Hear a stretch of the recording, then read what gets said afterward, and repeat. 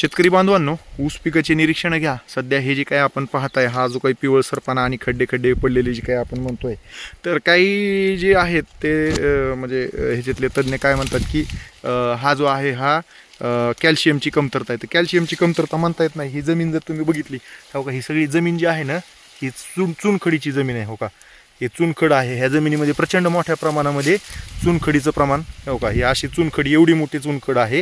तर त्याच्यामुळं कॅल्शियमची डिफिशियन्सी हे म्हणता येत नाही. तर हा मेजर जो काही प्रॉब्लेम आहे, हा फ्युजेरियम या बुरशीजन्य रोगाचा हा प्रॉब्लेम आहे.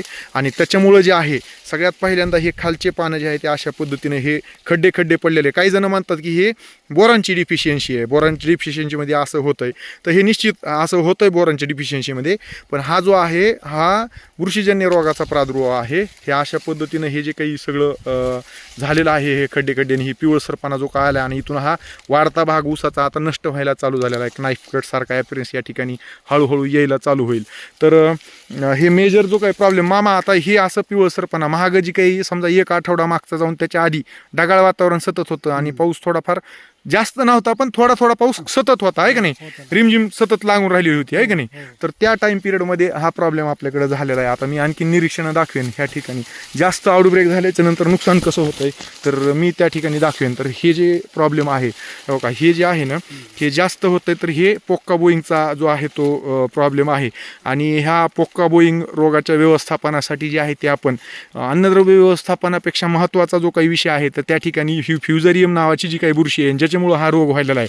आणि नंतर आपल्या ऊसाच्या उत्पादनामध्ये जास्त आउटब्रेक झाला तर परिणाम होऊ शकतो. तर ह्याच्या व्यवस्थापनाच्या अनुषंगानं आपण ड्रोनच्या सहाय्यानं फवारणी करू शकतो. आता ड्रोन एकदम कमी खर्चामध्ये अक्षरशः 300-350 रुपयानं भेटालेले आहेत. आता कारखान्याला जरी शेतकरी अप्रोच झाले आणि कारखान्याला विनंती केली आणि एकत्रित जास्त शेतकऱ्याने जर तशी मागणी केली, तर कारखाना संबंधित कंपनीसोबत करार करून जे आहे ते शेतकऱ्यांना जोडून देऊ शकतो. ह्याच्यामध्ये जे आहे ते आपण म्हणजे आंतरप्रवाही बुरशीनाशक घेणं गरजेचं आहे. ट्रायझोल ग्रुप म्हटलं, मग त्याच्यामध्ये आपण जे आहे ते अमिस्टार टॉप नावाचं जे काही बुरशीनाशक आहे, ज्याच्यामध्ये डायफेकॉनॅझॉल आणि आझाजिस्ट्रोबिन नावाचा घटक आहे, ते आपण घेऊ शकतो. किंवा प्रोपिकॉनॅझॉल टिल्ट नावाने येतं आहे, तर ते सुद्धा आपण घेऊ शकतो. किंवा त्याच्या पुढं जाऊन जे आहे ते हेक्झाकॉनॅझॉल नावानं टाटा कॉन्टाफ जे आहे ते सुद्धा आपण ह्याच्यामध्ये घेऊ शकतो.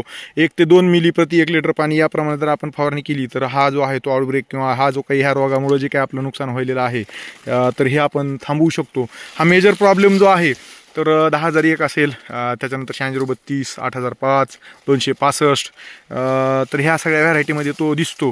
तर त्या अनुषंगानं ह्या उपाययोजना येऊन 15006 बी काही ठिकाणी तो दिसतो.